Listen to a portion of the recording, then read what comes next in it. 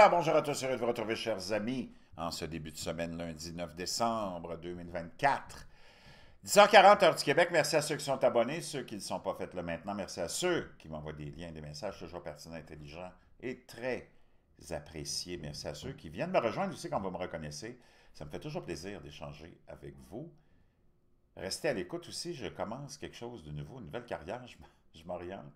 Après 35 ans de service, j'ai accroché mon tablier. Et je suis en pleine transition, dont une, ce sera d'aller sur la route. Je vais aller me promener sur la route avec mon petit sac de folie et d'humour aussi, d'humour noir et jaune. Enfin, je vous laisserai au courant de ces développements dans mes changements, dans mes plans de carrière. Donc, restez à l'écoute, mes 35 ans de service qui m'ont amené plein de bonheur, servi plus d'1 million de personnes, c'était fantastique. Beaucoup de sujets aujourd'hui à vous partager, complètement cinglés. L'époque dans laquelle on vit est unique, ça sera vu dans des centaines d'années comme une époque incroyable, de transformation incroyable, de changement incroyable, même de retour à une foi très forte pour beaucoup, au démantèlement un peu de ce temple du mal qui a pris le contrôle de nos sociétés occidentales dans les années 60 avec toute cette folie et cette élite dépravée qui a pris le contrôle de la direction de nos pays. Hein, de laisser, tu auras toujours des élites. L'élite est là. Il n'y a personne qui vient d'un champ de moutons ou d'un champ de vaches. Tous les dirigeants de tout le temps ont toujours été de l'élite. Jésus lui-même était de l'élite, la crème de la crème, le Fils de Dieu. Tu auras toujours l'élite qui va contrôler parce que c'est elle, ce type de caractère-là qui est enclin à vouloir diriger. Tu as des époques où l'élite est vertueuse, d'autres époques où l'élite n'est pas vertueuse. Là, on est dans une époque où l'élite est très loin de la vertu et dans la décadence, même en plein jour et au vu et au su de tout le monde, se cache même plus, tellement elle a confiance dans ses pouvoirs et dans son arrogance. Donc, tu auras toujours de l'élite, parce que c'est comme ça, mais comme je te dis, des fois, l'élite a au moins la décence. Et là, on s'est retrouvé avec la réélection de Donald Trump, qui n'est pas un ange, qui n'est pas parfait, mais il n'y a personne qui est parfait, mais qui a un courage hallucinant, qui a fait face à probablement plus que ce que le roi David a eu à faire face, et plein d'autres qui ont été envoyés par notre Créateur, et il a été envoyé pour remettre de l'ordre dans l'Occident, qui est en faillite morale, en plus d'être en faillite financière et politique. On est dans une faillite morale incroyable. Tu ne peux pas laisser des gens dépravés prendre le contrôle de ton pays et la direction de ton pays. Ça, c'est pas possible. Ça n'a pas de sens. Et c'est ça qu'on a laissé faire. Tu as juste à penser à des mouvements comme ceux qu'on a vécu ici au Québec avec Pierre Bourgault en tête, un pédophile notoire.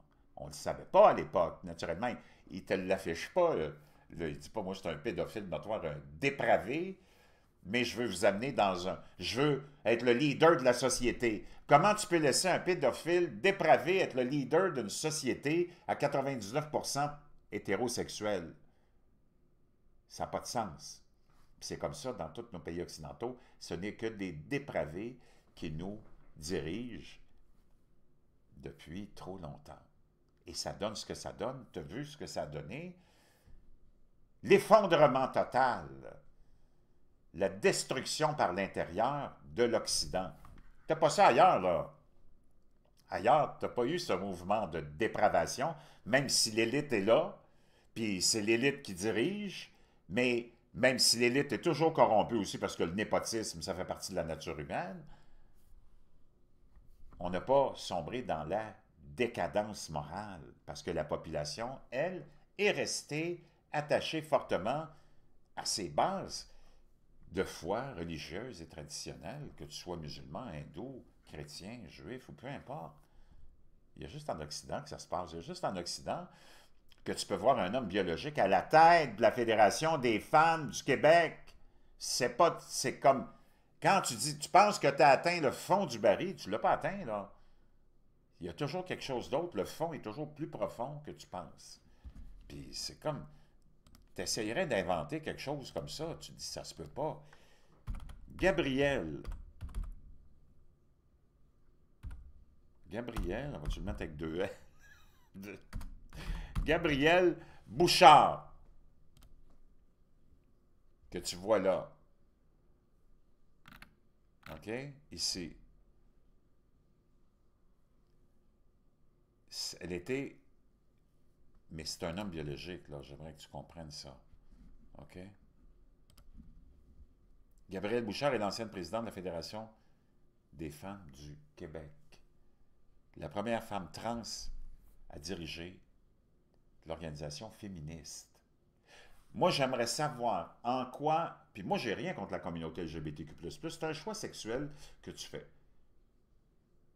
Mais j'aimerais savoir, dans la rationalité, dans la logique, comment au Québec on a pu accepter qu'un homme biologique représente la Fédération des femmes du Québec, un mouvement féministe. Qu'est-ce qu'un homme biologique peut comprendre? Celui qui n'a pas de menstruation, pas d'utérus, qui ne donne pas de lait, qui accouchera jamais, puis qui n'aura jamais à faire face à une situation de peur, de crainte, de viol, d'agression, peut comprendre quoi que ce soit dans les anxiétés puis les besoins des femmes. Moi, je ne le sais pas, là, mais il y a quelque chose qui ne tourne pas rond, puis qui continue à tourner pas rond en Occident. Que tu le veuilles ou non, là, c'est pas normal. OK? C'est pas normal. Et là, on est en train d'assister aux États-Unis avec l'élection de Donald Trump, puis ça fait longtemps que les femmes se sont levées aux États-Unis pour dire c'est du non-sens que vous nous permettiez à des hommes biologiques de venir nous voler nos médailles, de rentrer dans nos vestiaires, de rentrer dans nos toilettes, de privilégier un trans pour un emploi parce que vous êtes dans le DIE, la diversité, équité et inclusion, au lieu du mérite.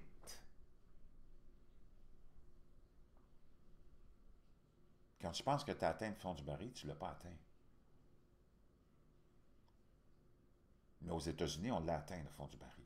Le monde en a eu plein le dos. Les femmes se sont levées depuis 2 ans contre ce non-sens biologique, ce non-sens institutionnel, ce non-sens. Je ne sais même pas de terme pour le qualifier. Et là, on est en train de se rendre compte que déjà depuis un bon moment, on le sent, l'élection de Donald Trump, la victoire, et on sentait pendant la campagne électorale la rage du citoyen ordinaire, moyen américain, du musulman en passant par le juif, le chrétien, les gays, les lesbiennes aussi qui en ont marre de toute cette folie-là,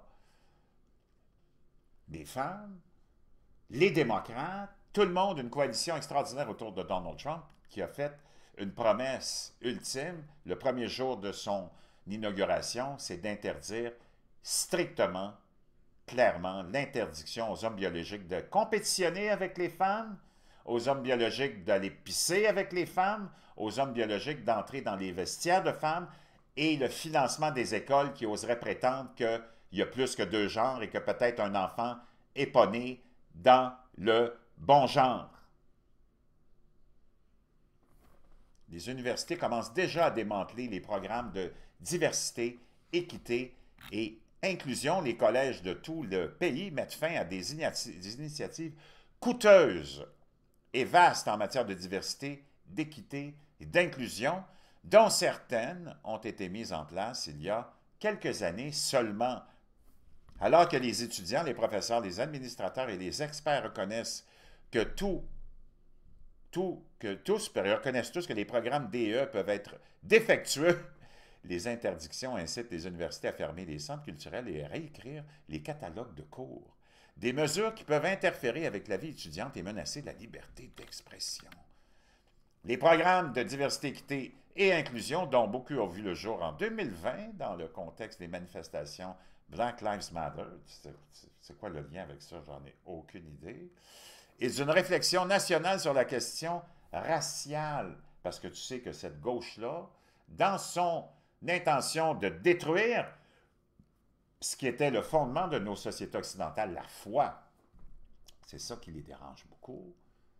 On a toujours amené le débat racial, dont même les Afro-Américains ne veulent plus entendre parler, ne veulent plus être victimisés.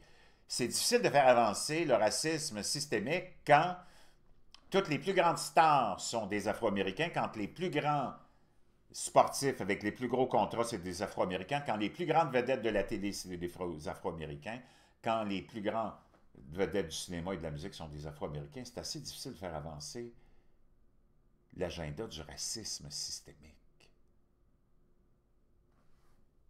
Quand tu as eu un président afro-américain, le seul pays blanc qui a élu un afro-américain 2 fois, c'est assez difficile de continuer dans l'idéologie du racisme systémique, mais on continue pareil, mais ils ont eu leur réponse de la part des Afro-Américains qui ont voté dans un nombre record pour Donald Trump parce que c'est du n'importe quoi et eux, ils ne veulent plus se voir en tant que victimes.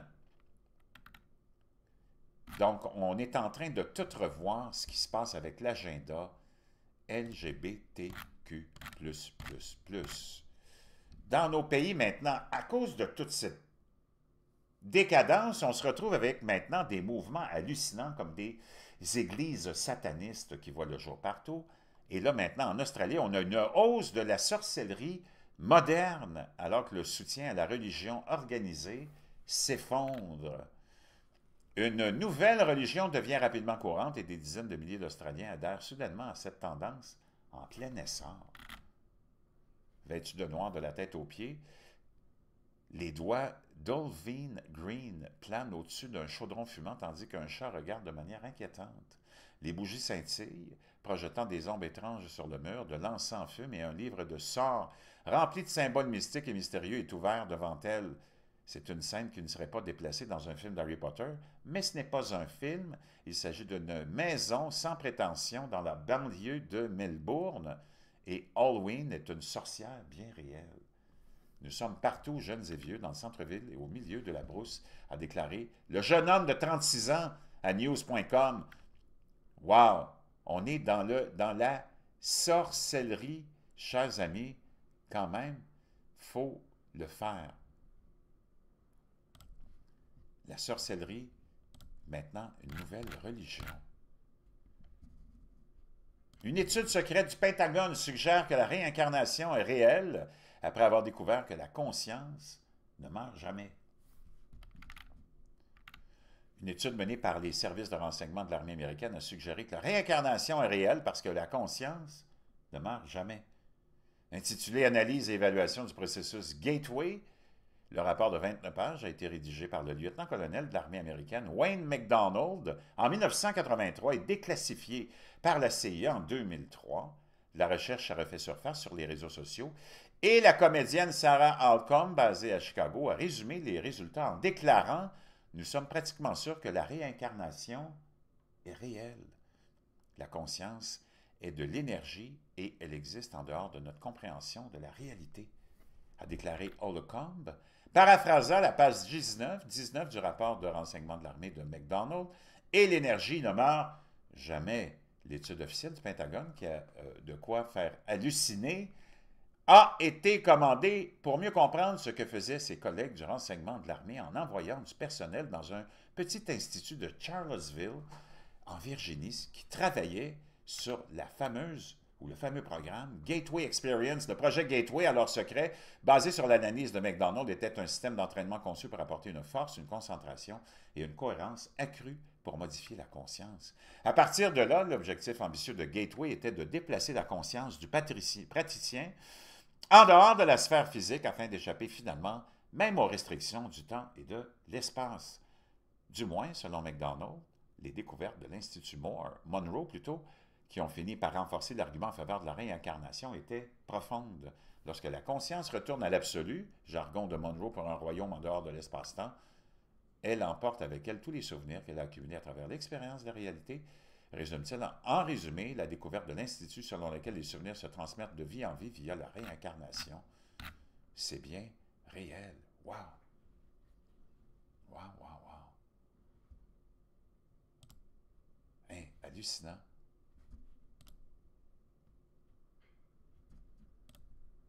Les inscriptions à l'université chutent à un rythme inquiétant, révèlent de nouvelles données. Les jeunes de 18 ans sont de moins en moins nombreux à s'inscrire, notamment dans les écoles pour 4 ans, mais le nombre de demandes continue d'augmenter.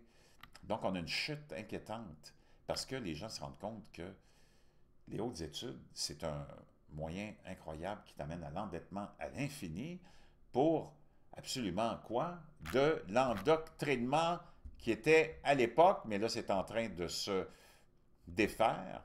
C'était un endoctrinement à cet agenda de dépravation.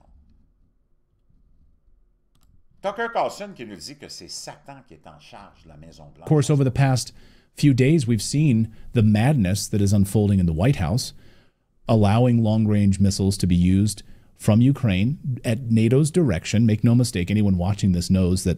Donc, on est avec Clayton Morris de la chaîne Redacted et Tucker Carlson. Clayton Morris, qui a déjà été correspondant pour Fox News à l'époque, nous dit que c'est devenu complètement cinglé.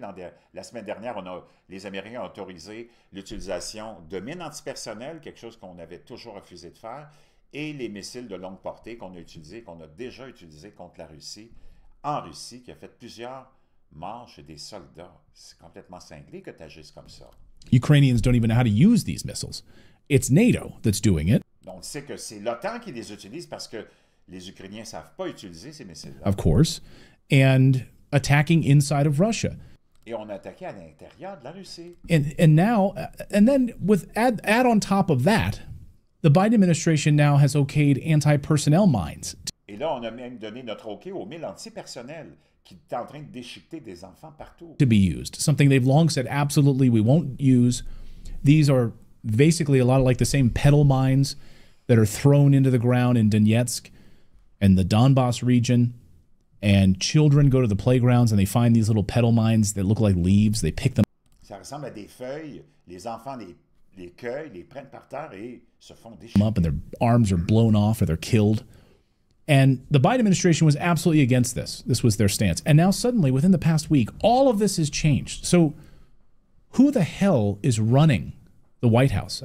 Donc, qui est en charge qu'on ait changé de décision comme ça? Qui est en charge de la Maison-Blanche? Demande Clayton à Tucker, qui Tucker a été 40 ans dans le milieu de l'information, du complexe médiatique, a des contacts partout à Washington et partout, est connu. Et il y en a des révélations qui sont faites à Tucker. Écoute ce qu'il va dire. I mean, you've got, again, I know you're humble about this, but you've got amazing sources there. Like, Biden is not, who is running the White House? Like, who is our de facto president? Is it Anthony Blinken right now? Is it Jake Sullivan? Est-ce que c'est Jake Sullivan, Anthony Blinken, le secrétaire d'État? Who is doing this? Well, if you'd asked me yesterday morning, I would have said Tony Blinken, who has been running it. Si tu m'avais demandé ça hier matin, je t'aurais répondu Tony Blinken est en charge du gouvernement américain, pas de Joe Biden. Since the beginning. Depuis le début. But now I would say Satan. Mais maintenant, je te dirais Satan. Hey, c'est quelque chose, c'est pas une illuminée qui te dit ça. Because anybody, I really think that you've got, dark forces in charge. I mean, Je suis convaincu, je le sais, que c'est des forces obscures qui sont en charge. Complètement renversant. Puis je vais terminer avec l'idée aussi, dans tout ce qu'on est en train de vivre, là, de cette nouvelle US Sun qui nous dit que les riches britanniques, dans cette folie de guerre poussée par Satan, dans cette frénésie, dans cette angoisse, les Britanniques ont déboursé le triple de leur budget et de ce qu'ils ont dépensé au cours des 15 derniers jours seulement pour des raisons terrifiantes. Ils se font construire des bunkers. Un homme qui construit des bunkers nucléaires pour les riches est célèbre a révélé comment les prix ont grimpé en flèche au cours des 2 dernières semaines. Charles Hardman, 68 ans, fabricant de bunkers souterrains, a déclaré que sa société Subterranean Spaces avait connu une énorme augmentation au cours des 15 derniers jours dans les demandes de construction. Tu peux voir ici une idée de ces nombreux bunkers qui sont construits, entre autres, en Angleterre. Charles Hardman, c'est lui. Pardon, il a ajouté que les demandes avaient augmenté d'environ 30% au cours des 4 derniers mois. Seulement, complètement gaga. Je te laisse ça dans la boîte de description. Je vais te revenir avec le climat, ce qui se passe en ce moment. On a eu une tempête géomagnétique assez importante qui a toujours des répercussions, naturellement, sur nous et sur les tremblements de terre, les tempêtes, les séismes, sur l'ensemble de ce qui se passe sur Terre, de l'ensemble aussi de ce qui se passe dans notre système solaire, et tout ce qui s'est produit dans les 48 dernières heures va te laisser vraiment, wow, sans voix.